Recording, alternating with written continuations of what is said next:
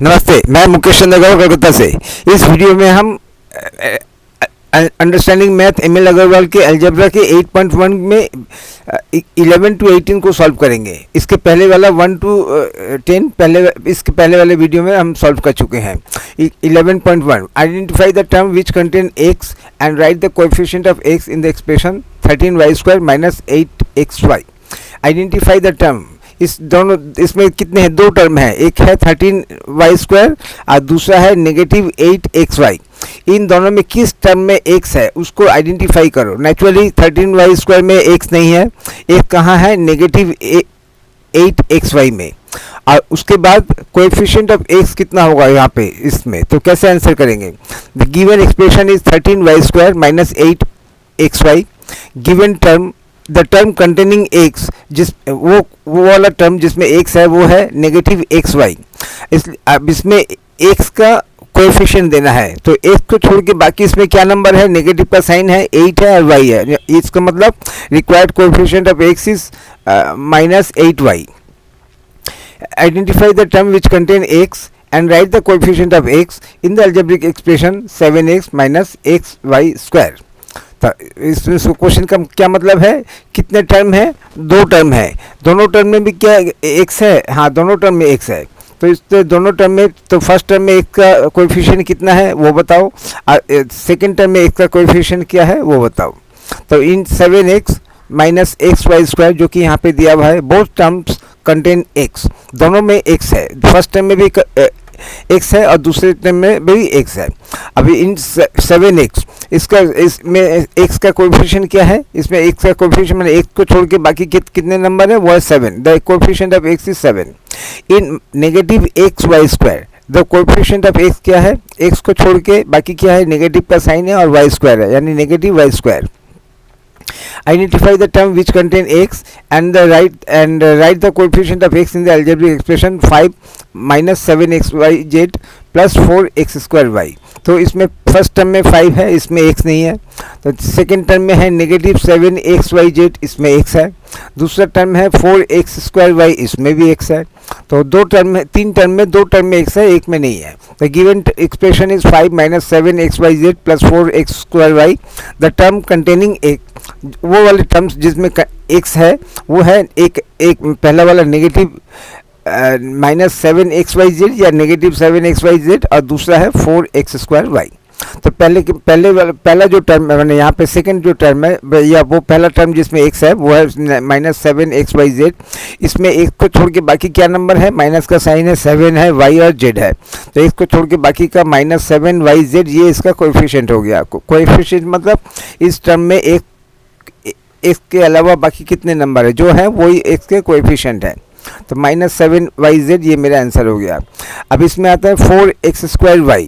4x² में x दो बार factor है, 4 into x into x into y. अब मुझे सिर्फ एक x का बोला है, तो उसका मतलब दो x में x² मैंने x इंटू एक x वाला फैक्टर बाहर रहेगा, ब्रैकेट से बाहर में कोएफिशिएंट में आएगा। तो पहले तो इसको तोड़ना है, ब्रेक करना है। 4x² को मैं लिख सकता हूँ 4xy और ब्रैकेट में 1। अब जब इसको मल्टीप्लाई करूँगा तो क्या होगा? x इंटू x² बना और फिर उसके बाद 4x² बना। तो इस तरह से हमने चूंकि एक x का कोएफिशिएंट मांगा है, तो 2x में अगर 3 होते तो यहाँ पे 2 लिख देता, स्क्वायर कर देता। इस तरह से जैसा मांगेगा वैसा देंगे। ब्रैकेट में सिर्फ वही लिखेंगे जिसका कोएफिशिएंट देना है, बाकी जितने भी फैक्टर्स है वो फैक्टर ब्रैकेट से बाहर है, वही उनका कोएफिशिएंट होगा, वही हमारा आंसर होगा। Therefore the required coefficient of x in the term 4x²y is 4xy। Identify the term which contain y² and write the coefficient of y² in the algebraic expression 8 minus x²y। दो term है, first term 8 है जिसमें कि y नहीं है, y² नहीं है। दूसरा टर्म है नेगेटिव xy², इसमें y है, y² है। तो इन 8 minus xy², the term which contains y² is negative xy²। इसमें y को छोड़ के, y² को छोड़ के बाकी क्या नंबर है? नेगेटिव का साइन है और x है, यानी negative x। The required coefficient of y² is negative x। Identify the term which contain y² and write the coefficient of y² in the algebraic expression 5y² plus 7x minus C x y square. इसमें Y square कितने में है, first term में है 5y², इसमें Y square है 7x, इसमें Y square नहीं है। और थर्ड टर्म है negative c x y square, इसमें भी वाई स्क्वायर है। तो दो टर्म ऐसे हैं, तीन टर्म में दो टर्म ऐसे हैं जिसमें वाई स्क्वायर है। The given expression is 5y² plus 7x minus c x y square. The term containing y square are 5y² and negative c x y square. The coefficient of, तो इसमें पहले वाले में 5y² में the coefficient of y square in the term y square को छोड़ के बाकी क्या नंबर है 5 है, तो in the term 5y² is 5। The coefficient of y square in the term 5y² is 5। और इसमें the coefficient of y square, इसमें नेगेटिव का साइन है, सी है और एक्स है, यानी negative c x, negative c x, ये कोएफिशिएंट ऑफ वाई स्क्वायर हो गया। Identify the terms which contain y square and write the coefficient of y square in the algebraic expression 2x² y minus 15xy² plus 7y²। तीनों term में y square नहीं, इसमें y square नहीं है, इसमें सिर्फ अकेला y है। Identify the terms which contain y square, तो दो टर्म मुझे ऐसे मिले जिनमें y स्क्वायर है, इसमें y स्क्वायर नहीं है, ओनली y है, सिर्फ एक y स्क्वायर माने y के टू फैक्टर्स होने चाहिए y square. The given expression is 2x² y minus 15xy² plus 7y²। The term containing y square are negative 15xy² and 7y²। The coefficient of y square in the term negative 15xy², y square को छोड़ के क्या number है, negative का sign है 15 और x है, यानी negative 15x। And coefficient of y square in the term, इसमें y स्क्वायर को छोड़ के क्या है 7, तो 7 मेरा इसमें coefficient of y square in the term 7y² is 7। Classify them into monomials, binomials and trinomials। तो पहले वाला 4y माइनस 7z है, तो इसमें दो टर्म है, दो अनलाइक टर्म है, एक है 4y, दूसरा है 7z, क्योंकि दोनों के जो वेरिएबल्स हैं वो अलग अलग हैं। तो दो टर्म को बोलते हैं मोनोमियल्स, मैंने एक टर्म सिंगल टर्म, बाइनोमियल्स में टू टर्म्स और थ्री टर्म्स होने से ट्राइनोमियल। तो expression 4y minus 7z is a binomial because it contains two unlike terms, first है 4y और दूसरा है नेगेटिव 7z। एक्सप्रेशन सेकेंड वाला minus 5xy² is a monomial because it contains one term जो कि है negative 5xy²। Expression x plus y minus xy is a trinomial because it contains three unlike terms, first term is x, second term is y and third term is negative xy। Expression ab² minus 5b minus 3a is the trinomial because it contains three unlike terms, first term है ab², दूसरा है second है negative 5b और third है negative 3a या minus 5b या minus 3a, जैसे भी हम कर सकते हैं। हर टर्म का वेरिएबल्स अलग अलग है, इसलिए अनलाइक टाइम्स है। 5 का expression 4p² minus 5pq² is a binomial because it contains two unlike terms 4p² and 5 and negative 5pq²। ऐसा क्यों, यहाँ पे p स्क्वायर है यानी p इंटू p और उसके साथ एक q, यहाँ पे क्या है सिंगल p और q इंटू q, दोनों का वेरिएबल्स अलग अलग हो गया, तो इसकी वजह से ये टर्म्स दोनों अलग अलग हो गए। हालांकि इसमें दोनों में p और q है लेकिन उनके पावर डिफरेंस है, पावर डिफरेंस होने से भी वो उसको अनलाइक टर्म्स के हिसाब से रीड किया जाएगा। इसकी वजह से 4p² और एंड नेगेटिव 5p² दो अलग अलग सेपरेट टर्म्स हैं, अनलाइक टर्म्स हैं, इसलिए ये बाइनोमियल में आएगा। 2017 has one single term, so it is a monomial. Expression 1 plus x² is a trinomial। क्यों, इनमें तीन टर्म है, तीनों अलग अलग हैं, because it contains three unlike terms, first term है 1, सेकेंड टर्म है x और थर्ड टर्म है x²। अब इसमें आते हैं 5x² minus 7 plus 3x plus 4। इसमें देखने से ऐसा लगता है कि 4 टर्म्स है, लेकिन इसमें दो नंबर है नेगेटिव 7 और 4, जिसको सिंप्लीफाई करके हम नेगेटिव 3 कर सकते हैं। तो इस तरह से तो कितने टर्म दिए हैं ये इम्पोर्टेंट नहीं है, इम्पोर्टेंट है कि उसको सिंप्लीफाई करने के बाद कहाँ पे आके रुकता है। अगर वो सिंप्लीफाई करने के बाद सिंगल टर्म होता है तो मोनोमियल है, सिंप्लीफाई करने के बाद अगर टू टर्म में आके एंड होता है तो बाइनोमियल है, सिंप्लीफाई करके अगर थ्री टर्म में आके एंड होता है तो वो ट्राइनोमियल है।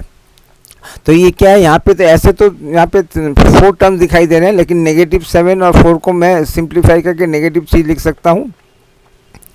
5x² minus 7 plus 3x plus 4, इसमें -7 के साथ जब पॉजिटिव 4 ऐड करूँगा तो मुझे रिजल्ट मिलेगा नेगेटिव चीज़। तो मेरा एक्सप्रेशन क्या बन गया, 5x² माइनस 7 प्लस 3x, जो कि ट्राइनोमियल है, क्योंकि 3 अलग अलग इसमें मेरे को टर्म्स मिल रहे हैं। फर्स्ट टर्म इज़ 5x², जो दूसरा है -7 और तीसरा है positive 3x।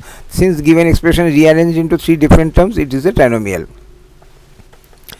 State whether the given pair of terms is like or unlike terms। like terms किसको बोलते हैं, जिसमें वेरिएबल सेम होगा और नंबर्स और कोएफिशिएंट, न्यूमेरिकल कोएफिशिएंट अलग अलग होने से कुछ का कुछ फ़र्क नहीं पड़ता है।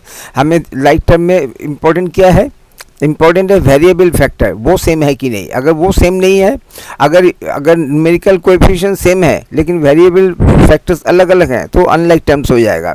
न्यूमेरिकल फैक्टर्स अलग अलग हैं लेकिन वेरिएबल सेम है तो वो लाइक टर्म्स होगा। लाइक टर्म्स वेरिएबल के हिसाब से सिलेक्ट होता है, समझा जाता है, लेकिन नंबर के हिसाब से नहीं। तो इसमें एक है नंबर -7, दूसरा है 5/2, लेकिन -7 का कोएफिशिएंट क्या है, वेरिएबल टर्म्स क्या है, फैक्टर क्या है, x है। इसमें वेरिएबल क्या है, x है, यानी दोनों का वेरिएबल फैक्टर सेम है। इसकी वजह से ये दोनों लाइक टर्म्स में आए। फैक्टर्स ऑफ -7 और 1, फैक्टर्स ऑफ 5/2x का न्यूमेरिकल कोएफिशिएंट है 5/2 और वेरिएबल फैक्टर है 1, दोनों का same variable factor. Since -7x and 5/2x have same variable factor 1, hence they are like terms. State whether the given pair of terms is of like or unlike। -29x और -29y, इसमें numerical coefficient दोनों में same है, लेकिन numerical coefficient दोनों में same होने से लाइक या अनलाइक नहीं होता। लाइक या अनलाइक डिपेंड करता है वेरिएबल फैक्टर के ऊपर। वेरिएबल में पहले वाले के साथ x है, दूसरे वाले के साथ y है, यानी वेरिएबल फैक्टर्स अलग अलग हैं, तो इसकी वजह से ये अनलाइक टर्म्स हो जाएंगे। फैक्टर्स ऑफ -29x में नेगेटिव न्यूमेरिकल कोएफिशिएंट -29 और इसमें वेरिएबल में 1। फैक्टर्स ऑफ -29 में वेरिएबल न्यूमेरिकल कोएफिशिएंट 29 और variable factor y। Variable factor पहले का x दूसरे का y, यानी दोनों में कोई मिल ही नहीं है। सिंस दे आर डिफरेंट, तो since the variable factors are different, -29x and -29y are unlike terms. State whether the given pair of terms is of like और अनलाइक। एक में है 2xy, दूसरा में है 2xy, उसके साथ z है, तो दोनों का अलग अलग हो गया।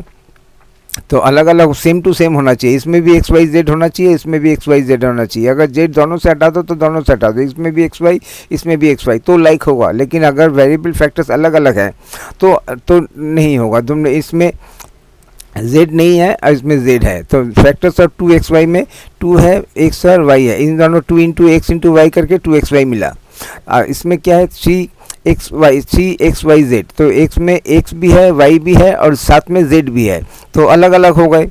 हालांकि नंबर अलग होने से कुछ नहीं होता। इसमें से अगर z हटा दे तो लाइक टर्म आ जाएगा, लेकिन z है जो है तो since the variable factors are different, 2xy and 2xyz are unlike terms. State whether the given pair of terms is of like और अनलाइक। इसमें 4 नंबर में दोनों का न्यूमेरिकल कोएफिशिएंट, इसका भी 4 है, इसका भी 4 है, लेकिन न्यूमेरिकल कोएफिशिएंट के साथ लाइक अनलाइक टर्म सेट नहीं होता है, डिसाइड नहीं होता है। डिसाइड होता है वेरिएबल फैक्टर्स के साथ। इसमें m क्या है, m स्क्वायर है, इसमें p सिंगल है, इसमें क्या है m सिंगल p स्क्वायर, तो दोनों का अलग अलग हो गया। ये कहाँ से मिलेगा, 4 × m × m × p, ये कहाँ से मिलेगा, 4 × m × p, तो अलग अलग वेरिएबल फैक्टर्स हो गए।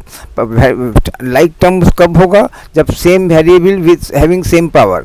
इसमें सेम वेरिएबल m, इसमें भी m है, इसमें भी p है, m और p से बना है, ये भी m और p से बना है, लेकिन इसमें m का पावर अलग है, इसमें m का पावर अलग है। इसमें p का पावर सिंगल है, इसमें p का पावर 2 है। तो लाइक कब होता है, जब सेम वेरिएबल हैविंग सेम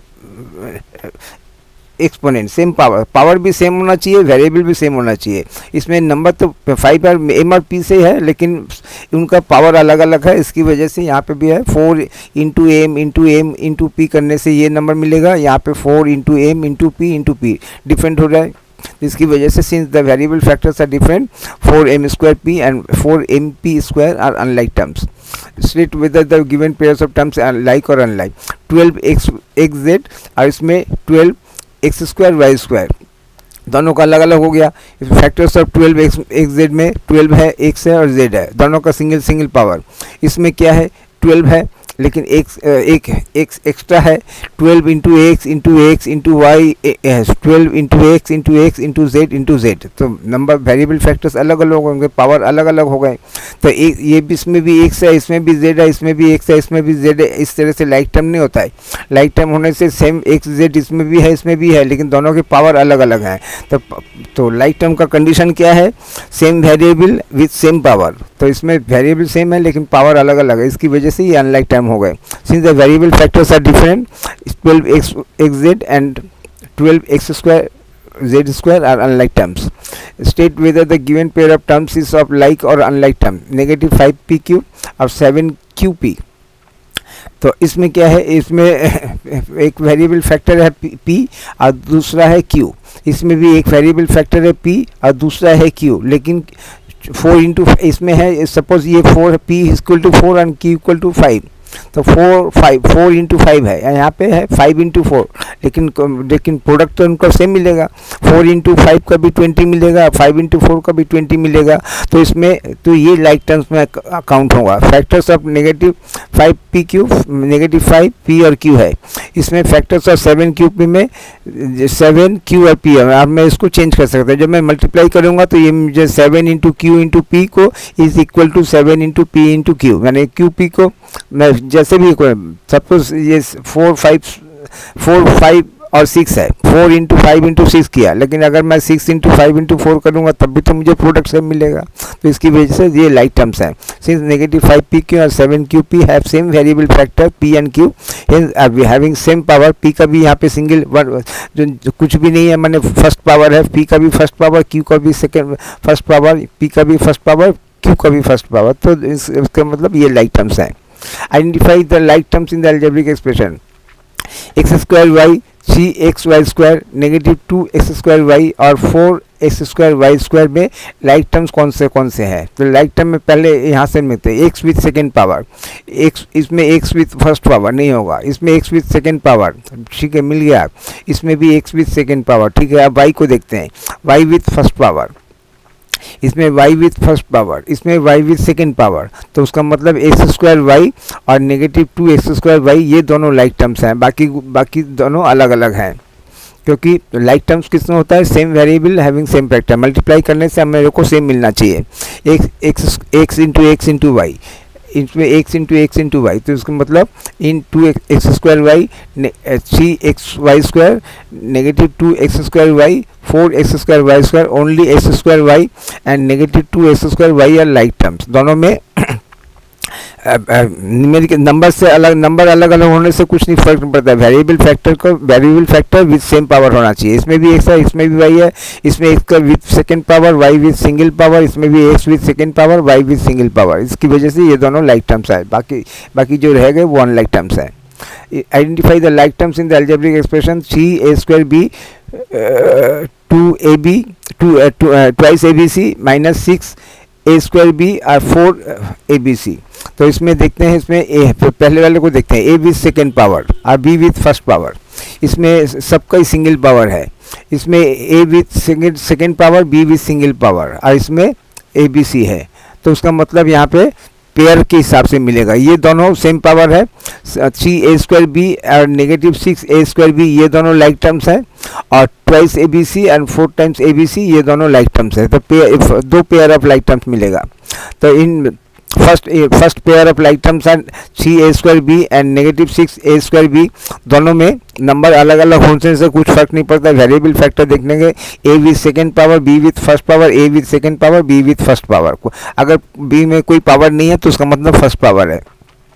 तो इस तरह से ये दोनों like, another pair of like terms है twice A B C and 4 times A B C. Number अलग अलग होने से कुछ फर्क नहीं पड़ता, वेरिएबल फैक्टर देना, A with first power, B with first power, C with first power. यहाँ पे भी A with first power, B with first power और सी विथ फर्स्ट पावर। यदि अगर हम फर्स्ट पावर नहीं भी बोलें तो हम जस्ट सिंपली रीड करेंगे तो twice A B c, 4 times A B C. तो सेम है, वेरिएबल फैक्टर सेम है ए बी सी। तो write the degree of the following polynomials in एक। तो इसमें डिग्री बताना पड़ेगा। एक टर्म क्या है, x square minus 6 x to the power 7 plus x to the power 8। जब भी डिग्री का क्वेश्चन आएगा सबसे पहले हम क्या देखेंगे कि उस एक्सप्रेशन में कितने वेरिएबल्स हैं। तो इसमें वेरिएबल एक्स मिल गया, इसमें भी एक्स है, इसमें भी एक्स है, यानी सिंगल वेरिएबल है। इसमें सिंगल वेरिएबल है, वो है एक्स। अब इसका पावर काउंट करेंगे। इसमें क्या है, एक्स विथ सेकेंड पावर। इसमें क्या है, x with seventh power, x raise to the power, x with seventh power. इसमें क्या है, एक्स विथ 8 पावर। सबसे ज़्यादा एक्स का पावर किस में मिला, इसमें मिला। तो यही हो गया। तो नंबर तो यही उसका डिग्री होगा इस एक्सप्रेशन का। X square minus 6 x to the power 7 plus x to the power 8 x with 8 power is the polynomial in x. इसका वेरिएबल फैक्टर क्या है, एक्स। इसको बोलते हैं polynomial in x of degree 8। X का हाईएस्ट डिग्री जो होगा वहाँ पे वही उसका वही इस एक्सप्रेशन का इस टर्म में एक्स टू द पावर 8 यानी थर्ड टर्म में एक्स का पावर 8 है, और इसकी वजह से ये पूरे पॉलिनोमियल का पावर इसी को काउंट करेंगे जो हाईएस्ट पावर ऑफ एक्स है। तो ये आंसर क्या हो गया, x square minus 7 x to the power 7 plus x to the power 8 is of a polynomial in x in variable x of degree 8। Write the degree of the following polynomial in x. तो इसमें x दे ही दिया यहाँ पे, तो polynomial में नहीं देने से भी हम यहाँ पे देखते हैं कि जो है वहाँ पे वेरिएबल फैक्टर क्या है। तो वेरिएबल फैक्टर 3 में भी तो कुछ भी नहीं है, लेकिन यहाँ पे एक्स है। तो उसका मतलब समझ गया, क्वेश्चन में भी दिया हुआ है फॉलोइंग पॉलिनोमियल एक्स, इसका डिग्री बताना है। तो इसका डिग्री क्या होता है, जहाँ पे 3 है कोई एक्स नहीं है वहाँ पे भी एक्स हम रीड कर सकते हैं। कैसे, हम जानते हैं कि x to the power 0 equal to 1 है, किसी भी जिसका पावर इक्वल टू 1। तो 3 को 3 इंटू 1 लिख सकते हैं, और उस 1 को 3 into x to the power 0 ऐसा लिख सकते हैं। तो ऐसा लिखने से या इस टर्म में 0 का वेरिएबल का फैक्टर पावर कितना मिला, 0। तो और इसमें क्या है, इसमें एक्स के साथ कुछ भी नहीं है। अगर कुछ भी नहीं है तो उसको 1 करें, सिंस एक्स हर नंबर अपने आप का फर्स्ट पावर होता है। एक्स को हम लिख सकते हैं एक्स टू द पावर 1। तो यहाँ पे पावर कितना मिला, 1। सो 3 माइनस एक इसके साथ 0 पावर, इसके साथ 1 पावर, तो हाईएस्ट कितना मिला, 1 पावर। तो सो 3 minus 2x is a polynomial in x of degree 1। वो कहाँ से मिला, हर नंबर अपने आप का फर्स्ट पावर होता है। 3 टू द पावर 1 नहीं लिख सकते हैं, लिख सकते हैं 3 टू द पावर 1। जब हम एक्सपोनेंट करेंगे तो इसको और अच्छे से समझ में आएगा। Right the degree of polynomial in x. तो इसमें तो ये नहीं है, एक्स तो है ही नहीं, और यहाँ पे क्वेश्चन में बोल रहा है right the degree of the following polynomial in x. X तो दिखाई नहीं दे रहा, तो क्या क्वेश्चन गलत है, गलत नहीं है। -2 can be written as -2 x to the power 0। अब हम जानते हैं कि किसी एक्स टू द पावर 0 का मतलब क्या होता है, 1 होता है। सो it is a polynomial in x of degree 0।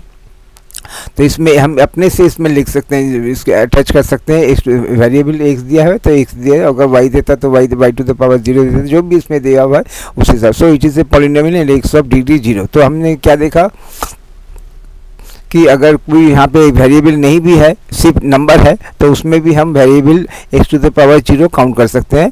और उसमें ऐसे में मेरे को it is a polynomial in x of degree 0।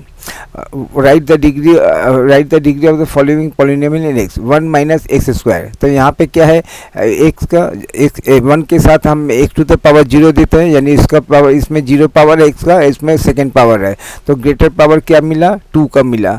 तो इसका मतलब 1 minus x square is a polynomial in x of degree 2। Right the degree of the following polynomial. तो अभी तक 17 और 16 में एक डिफरेंस क्या था, 16 में था कि एक्स एक वेरिएबल दे दिया है, उस वेरिएबल का हाईएस्ट डिग्री क्या है, वही उस पूरे जिस टर्म में हाईएस्ट डिग्री मिलेगा, इस टर्म में जिस टर्म में हाईएस्ट डिग्री मिलेगा वो पूरे पॉलिनोमियल का वही डिग्री काउंट होगा। ये हम 16 में सीख रहे थे। अब 17 में क्या सीखेंगे, 17(1) में right the degree of the following polynomial, पूरे एक्सप्रेशन का डिग्री निकालना है हमें। तो पूरे एक्सप्रेशन का डिग्री निकालना है, तब उसमें क्या करेंगे, तो इसमें देखते हैं वेरिएबल्स कितने हैं, एक्स है और वाई है, दो वेरिएबल्स है। तो ठीक है, अब दो वेरिएबल्स हैं तो दोनों वेरिएबल्स के अलग अलग पावर भी होंगे, तो उनको भी ऐड करना है। पहले में क्या है, सी एक्स स्क्वायर, सी का कितना वेरिएबल है, सी के साथ एक्स टू द पावर 0 देंगे या वाई टू द पावर जो भी देंगे, तो लेकिन सी का 0 ही है तो उसको छोड़ दो। तो एक्स का कितना है 2, तो मेरे को इन दोनों का सम कितना मिला, 0 + 2, 0 + 2 इक्वल टू कितना होगा 2। इसमें क्या है, -5, -5 के साथ पावर कितना मिलेगा 0, इसके इस एक्स के साथ कुछ नहीं है ना फर्स्ट पावर, तो इसका फर्स्ट पावर तो 0 + 1 और इसमें वाई का 2 पावर है, तो 0 + 1 + 2 इक्वल टू कितना होता है 3 होता है। तो इसमें सेकंड टर्म का पावर काउंट करके, सब नंबर का पावर काउंट करके 3 मिला, और 7 के साथ कुछ भी नहीं है, उसका मतलब x टू द पावर 0 यानी 0 पावर है। तो थर्ड टर्म का 0 पावर, तो फर्स्ट टर्म का 3 का 0, x का 2, 0 + 2 ऐड करके 2 मिला। सेकंड में -5 का 0, x का 1 और वाई स्क्वायर का 2, तो -0 + 1 + 2 इक्वल टू 0 को छोड़ ही देते हैं, 1 + 2 = 3, और 7 के साथ 0 तो 0, तो टोटल हाईएस्ट डिग्री क्या मिला, सेकंड टर्म का डिग्री हाईएस्ट है, 1 + 2 = 3। तो यही पूरे पॉलिनोमियल का डिग्री के हिसाब से काउंट होगा। So the degree of the polynomial is 3। तो हम 7 को लिख सकते हैं 7 × 1 और 1 को लिख सकते हैं x टू द पावर 0, ये एक्सपोनेंट में और बेटर में इसको समझेंगे। Right the degree of the following polynomial. तब फॉलोइंग पॉलिनोमियल में क्या क्या वेरिएबल्स हैं, x और y है, और x में यहाँ पे पावर क्या है, फर्स्ट पावर है, कुछ भी दिखाई नहीं दे रहा, माने x विथ फर्स्ट पावर। यहाँ पे y का 2, तो ये 1 + 2 इक्वल टू कितना हो गया 3। तो फर्स्ट टर्म का डिग्री कितना हो गया 1 + 2, x का 1 और y का 2, 1 + 2 = 3। यहाँ पे सेकंड टर्म में y विथ थर्ड पावर यानी y का 3 पावर, इसमें कितना हो गया वो 4, y टू द पावर 4, 3 का 0 और y का 4, तो 0 + 4 = 4। और इसमें -2 में कितना हो गया, -2 में x टू द पावर 0 देंगे तो 0 पावर, तो फोर्थ टर्म का 0 पावर। तो हाईएस्ट डिग्री क्या मिला, 1 + 2 = 3, इसमें भी 3, इसमें 4, तो ये हाईएस्ट डिग्री मेरे को मिला 4। तो so the degree of the polynomial is 4। तो write the degree of the following polynomial. तो फर्स्ट में इसमें 7 - 2x³ - 5xy³ + 9y to the power 5। तो डिग्री काउंट करते हैं, 7 के साथ कुछ 7 का मैंने सिर्फ नंबर है, मैंने उसका पावर 0, यहाँ पे 2 का पावर -2 का पावर 0, 1 का पावर 3, 0 + 3 = 3। तो पहले का फर्स्ट टर्म 7 का पावर 0, सेकंड टर्म का 0 + 3 = 3। यहाँ पे -5 मैंने -5 का 0, x का 1 और y का 3, यानी 0 + 1 + 3, तो 0 को छोड़ देते हैं, 1 x का 1 और y का 3 मैंने 1 + 3। और इसमें 9 का 0 और y का 5, 0 + 5 = 5। तो जहाँ पे काउंट करते हैं 0, 3, 1 + 3 = 4 और 4 और ये 5। तो हाईएस्ट डिग्री क्या मिला 5 का फोर्थ में। तो ये जिसमें जो हाईएस्ट डिग्री है वही उस पॉलिनोमियल का डिग्री है। तो so the degree of the polynomial is 5। State whether the true or false. 5 is constant and y is variable. Then 5y plus 5 plus y are variables. तो variables का मतलब ऐसे नंबर जिनके वैल्यू हम suppose let y = 2, let y = 3, let y = 5, let y = -2, इस तरह से। अब 5 कांस्टेंट है, 5 की तो वैल्यू 4 भी नहीं होगी, 6 भी नहीं होगी, तो 5 का कांस्टेंट है, लेकिन y की वैल्यू चेंज है। अगर यहाँ पे इस क्वेश्चन में बता देते हैं कि y = 2, तो क्या हो गया 5 × 2 = 10, और यहाँ पे 5 + 2 = 7। तो वेरिएबल्स हैं ये, क्योंकि एक y इज़ वेरिएबल, तो इसके साथ जिस हर टर्म में जिसमें भी y होगा तो वो वेरिएबल हो जाएगा। अगर वेरिएबल नहीं होता, तो अगर y नहीं होता, ऐसा तो ये टर्म जो है वेरिएबल नहीं होता। तो वेरिएबल इसलिए है कि इसमें एक y इज़ वेरिएबल, और y के हम कुछ भी वैल्यू दे सकते हैं। State true or false. 7x has two terms, 7 and x. तो 7x is the product of 7 and x. एक सिंगल टर्म है, मोनोमियल है। तो यहाँ पे बोलते हैं कि यहाँ पे दो टर्म है, दो टर्म माने बाइनोमियल। कहाँ से बाइनोमियल होगा, बाइनोमियल होने के लिए टू अनलाइक टर्म्स होना चाहिए। तो 7x is a single term है, 7 and x are is two factors, and the given statement is false। यानी यहाँ पे बोल रहा है कि टू टर्म्स है, टू टर्म्स नहीं है, सिंगल टर्म है, वो है 7x। स्टेट ट्रू और false 5 plus x y is the trinomial. कहाँ से ट्राइनोमियल होगा? ट्राइनोमियल होने के लिए 3 टर्म अलग अलग होने चाहिए। 5 फर्स्ट टर्म है और सेकंड टर्म है पॉजिटिव एक्स वाई, तो थर्ड टर्म तो नहीं है, तो ये इसकी वजह से ये फॉल्स है। In 5 plus x y there are 2 unlike terms, so it is a binomial, hence the given statement is false. Given statement बोल रहा है कि 5 plus x y equal to trinomial. Trinomial नहीं है, अगर बाइनोमियल बोलता तो 2 बोल देते। स्टेट इज ट्रू और false. 7a into b c is a binomial. कहाँ से मल्टीप्लाई का साइन होने से बाइनोमियल होता है? नहीं होता है, इसको तो मल्टीप्लाई करेंगे। 7a इंटू बी सी मैंने 7abc, 7a into b c equal to 7abc which is a single term. यहाँ पे बोल रहे हैं बाइनोमियल, बाइनोमियल के लिए 2 अनलाइक टर्म होना चाहिए, तो सिंगल नहीं है, monomial. So in a binomial there should be 2 unlike term, so the given statement is false. State true और false. 7x³ plus 2x² plus 3x minus 5 is a polynomial. Polynomial होने के लिए polynomial का क्या है? Every polynomial is an algebraic expression, but every algebraic expression is not a polynomial. Polynomial होने का condition क्या है? पॉलिनोमियल होने का जो वेरिएबल फैक्टर्स है उसका जो पावर है वो पावर नेगेटिव नहीं होना चाहिए, 0 होगा चलेगा। अभी तो हमने 0 रीड किया है ना, x⁻0, 0 होने से चलेगा। 1 2 3 4 भी चलेगा, यानी होल नंबर्स होना चाहिए, लेकिन नेगेटिव है तो नहीं चलेगा। तो यहाँ पे देखते हैं 7 का, तो 7 को नहीं देखेंगे, ओनली वेरिएबल्स देखेंगे। कब? जब हम ये चेक कर रहे हैं, हमने से पूछा है कि ये एक्सप्रेशन पॉलिनोमियल है कि नहीं।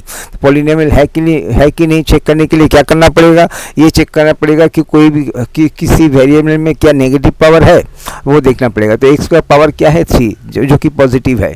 यहाँ पे एक्स का पावर क्या है? पॉजिटिव 2। यहाँ पे एक्स का पावर है पॉजिटिव 1। यहाँ पे एक्स का क्या पावर है? पॉजिटिव 0, माने 0। पॉजिटिव तो नहीं है, 0 है, तो ठीक है 0 भी चलेगा, लेकिन नेगेटिव नहीं चलेगा।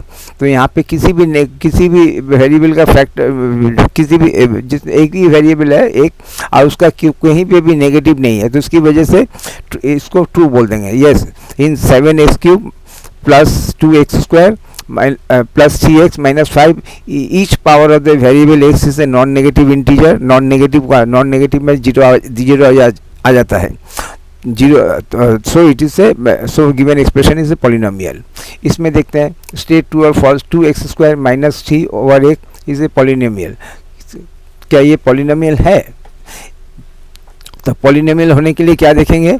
हम देखेंगे कि जो है, जो वेरिएबल्स है, वेरिएबल्स में क्या है? एक ही है, एक्स है, और उसका कोई भी पावर नेगेटिव नहीं होना चाहिए। नेगेटिव नहीं हो, 0 होने से भी चलेगा, और पॉजिटिव तो है तो बहुत ही बढ़िया, लेकिन 0 भी चलेगा, लेकिन नेगेटिव नहीं चलेगा।